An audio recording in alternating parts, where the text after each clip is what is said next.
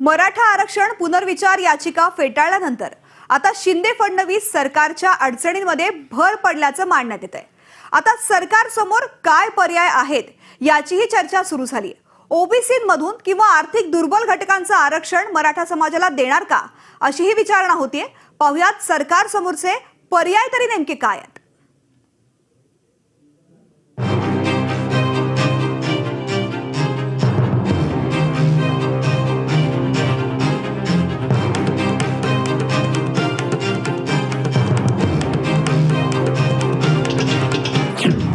मराठा समाजाला आरक्षण देण्यासाठी आता सरकार काय करणार? क्युरेटिव्ह पिटिशन व्यतिरिक्त सरकार समोर काय पर्याय? ओबीसीतून मराठ्यांना आरक्षण देण्याचा निर्णय घेणार का? आर्थिक दुर्बलांचं 10% आरक्षण फक्त मराठा समाजाला मिळेल? शिंदे फडणवीस सरकार समोर नेमकं आहेत तरी काय पर्याय? मराठा आरक्षणाची पुनर्विचार याचिका सुप्रीम कोर्टानं फेटाळल्यानंतर शिंदे फडणवीस सरकार समोरच्या अडचणी वाढल्या आहेत। विरोधक आणि मराठा संघटनांनी सरकार विरोधात नाराजी व्यक्त केली आहे। राज्यात 35% असलेल्या मराठा समाजाला नाराज करणं सरकारला परवडणार नाही। अशा स्थितीत मराठा आरक्षण देण्यासाठी सरकार समोर काय पर्याय आहे याची चर्चा सध्या सुरू आहे। कसं मिळेल मराठा आरक्षण? पर्याय 1, दुरुस्ती याचिका म्हणजेच क्युरेटिव्ह पिटिशन। पुनर्विचार याचिका फेटाळल्यानंतर आता दुरुस्ती याचिका म्हणजेच क्युरेटिव्ह पिटिशन सुप्रीम कोर्टात करावी लागेल। या याचिकेनं मूळ आरक्षण रद्द करण्याच्या मूळ निर्णयात बदल होण्याची शक्यता कमी आहे। नवे मुद्दे असतील आणि कायदेशीर स्थितीत बदल झाले तरच आदेशात बदलांची शक्यता। लेखी युक्तिवादानं सुनावणी होते, त्यात फारसं काही मिळण्याची शक्यता कमीच। कसं मिळेल मराठा आरक्षण? पर्याय 2, क्युरेटिव्ह पिटिशनमुळे सरकारला अवधी। मराठा आरक्षण रद्द केल्यानंतर पुनर्विचार याचिका सुप्रीम कोर्टात निर्णयाला 2 वर्षांचा कालावधी। पुढच्या वर्षी लोकसभा विधानसभा निवडणुका आहेत, त्यामुळे क्युरेटिव्ह पिटिशन दाखल करून दिलासा। काही कालावधी सरकारला मिळेल, मराठा संघटनांचा रोष कमी करता येईल। सरकार या प्रकरणात क्युरेटिव्ह पिटिशन दाखल करण्याची शक्यताच अधिक असल्याचं सांगण्यात येतंय। आरक्षण मिळवून देण्यासाठी जे काही करावं लागेल ते पूर्णपणे सरकार फुल प्रूफ करेल अशा प्रकारची चर्चा झाली। या बाबतीमध्ये जी काही क्युरेटिव्ह पिटिशन फाईल करण्याच्या बाबतीमध्ये पुढची जी काही रूपरेषा जी आहे, डिटेल सर्वे असेल, या संदर्भामध्ये शंभूराज देसाई आणि आमच्या उपसमितीने तुम्हाला विस्तृतपणे माहिती दिलेली आहे। मी एवढंच सांगतो, पूर्वी आरक्षण रद्द करताना ज्या त्रुटी राहिलेल्या आहेत त्या सर्व त्रुटी दूर करण्याचं काम राज्य सरकार करेल। राज्य सरकार मराठा समाजाला आरक्षण देण्यासाठी कटिबद्ध आहे, हे या ठिकाणी मी खात्रीपूर्वक सांगू इच्छितो। देशामध्ये यापूर्वी गुर्जर आरक्षणाचा मुद्दा असेल, जाट आरक्षणाचा मुद्दा असेल, हे सर्व आरक्षणाचे मुद्दे हे घटनात्मक जी बाब आहे की 50% आरक्षणाची टक्केवारी ओलांडली जाणं याच मुद्द्यावरती रद्दबातल झाले होते। जोपर्यंत केंद्र सरकार ही टक्केवारी वाढवत नाही तोपर्यंत मराठा आरक्षणाचा मार्ग हा काही सुकर होणार नाही। कसं मिळेल मराठा आरक्षण? पर्याय 3, राज्य मागासवर्ग आयोगाचं नव्यानं गठन।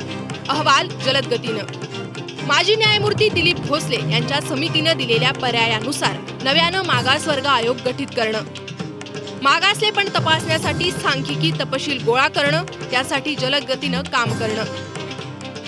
सुप्रीम कोर्टानं गायकवाड आयोगाच्या अहवालातील निष्कर्ष फेटाळले, मात्र आकडेवारी स्वीकारली आहे। त्याचा उपयोग नवीन अहवालासाठी।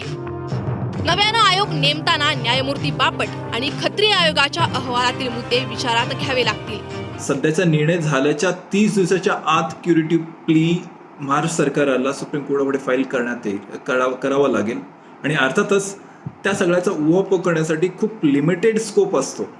क्युरेटिव्ह प्लीमध्ये एखादा निर्णय सेट असाइड झालेला आहे असे खूप कमी निर्णय आपल्याला पाहायला मिळतील आणि क्वचितच निर्णय आपल्याला पाहायला मिळतील। की मराठा समाजाचे सामाजिक आणि आर्थिकदृष्ट्या मागासलेपण सिद्ध करण्यामध्ये यापूर्वी नेमलेला राज्य मागासवर्ग आयोगाचा अहवाल हा अपुरा पडला होता.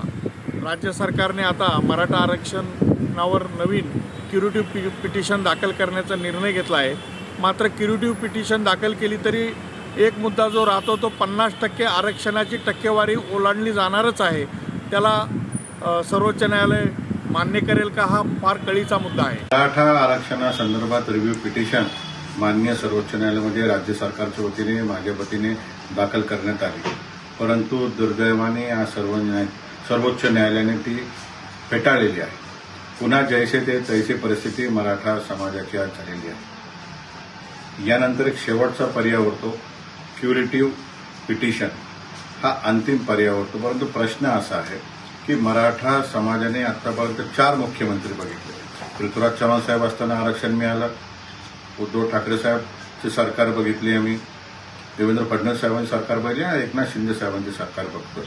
परंतु कुठल्याही सरकारने गांभीर्याने मराठा तरुणांना घेतलं नाही, हे मात्र अंतिम सत्य आहे. पण आमच्या हातात सत्ता द्या, लगेच आरक्षण देतो. मग धनगर समाज असेल, मराठा असेल, अन्य समाज असतील. आता काय झालं? आता तुमच्या हातात 9 महिन्यापासून सत्ता आहे. सीमा प्रश्नापासून मराठा आरक्षणापर्यंत कोणताही निकाल लागत नाहीये. सत्ता संघर्षाबाबत हवे ते निकाल तुम्ही बरोबर मिळवत असता. मग मराठा आरक्षणाच्या बाबतीमध्ये तुम्ही कुठे कमी पडला, हे तुम्ही लोकांसमोर येऊन सांगायला हवं. कसं मिळेल मराठा आरक्षण? पर्याय 4. ओबीसीतून मराठा समाजाला आरक्षण. ओबीसीतून मराठा समाजाला आरक्षण देण्याचा पर्याय. ओबीसी समाजातून विरोध होण्याची शक्यता. मराठ्यांना ओबीसीतून आरक्षण दिलं तर राज्यातील आरक्षण लागू असणारी लोकसंख्या ही 83% होईल. याच कारणासाठी स्वतंत्र प्रवर्ग तयार केल्याचं सरकारनं कोर्टात सांगितलं. मात्र सुप्रीम कोर्टाकडून मराठा आरक्षण रद्द. कसं मिळेल मराठा आरक्षण?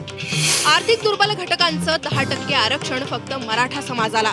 राज्यात सध्या 52% आरक्षण, त्यासह आर्थिक दुर्बल घटकांचं केंद्र सरकारनं दिलेलं 10% वेगळं आरक्षण. या 10%मध्ये केवळ मराठा समाजाला आरक्षण देण्याचा पर्याय. ओबीसीतून किंवा आर्थिक दुर्बल घटकांतून आरक्षण देणं सरकार करेल का, हा प्रश्न आहे.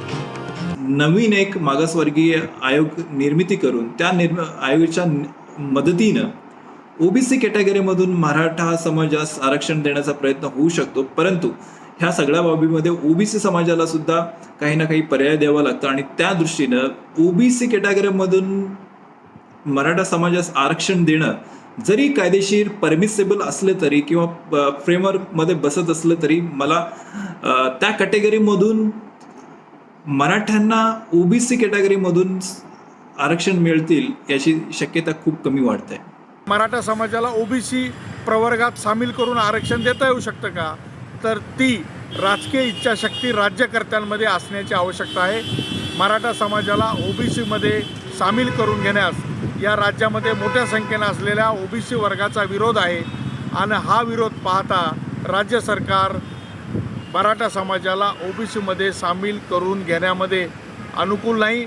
भले ते यापूर्वीचं महाविकास आघाडीचं सरकार असो अथवा आताचं शिवसेना भाजपचं सरकार असो, कुणालाही मराठा समाजाला ओबीसीमध्ये सामील करून आरक्षण देणं तसं कठीण आहे. हे मराठा समाजाला जे आरक्षण देण्याचा निर्णय झालेला आहे तो टिकला पाहिजे आणि ते देणारच या भूमिकेशी आम्ही ठाम आहोत. हा पहिला विषय. त्याच्याकरताच्या 2 रेमेडीज आपल्यासमोर आज तरी दिसत आहेत, जे कायदे तज्ज्ञांनी आम्हाला सांगितलं त्याप्रमाणे. एक तर त्याचं क्युरेटिव्ह पिटिशन हे तातडीनं माननीय सुप्रीम कोर्टमध्ये दाखल करावं असं ठरलं आणि ते तातडीनं सुप्रीम कोर्टामध्ये क्युरेटिव्ह पिटिशन हे दाखल करायचा निर्णय आजच्या बैठकीमध्ये झाला.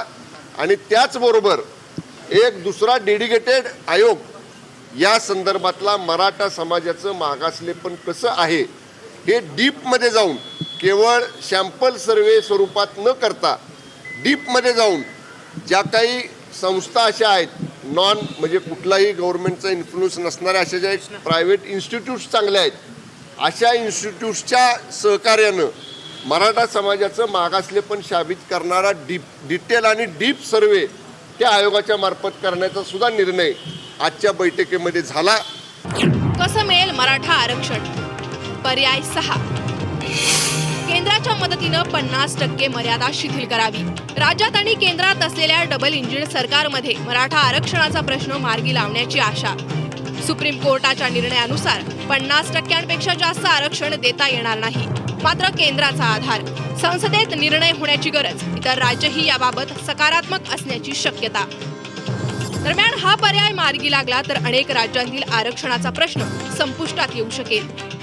सध्याची जी 10% अमेंड जी आरक्षण आहे ही इकॉनॉमिक बॅकवर्ड क्लासेससाठी असल्यामुळं त्याच्यामधून मराठा समाजास इकॉनॉमिक बॅकवर्ड दाखवणं खूप गरजेचं असते आणि तो दाखवू शकण्यासोबतच 10%, फक्त 10% आणि एक्सक्लुझिव्हली मराठा समाजास हे कायद्याने परमिसेबल नसेल आणि that would be violating basic structure of constitution.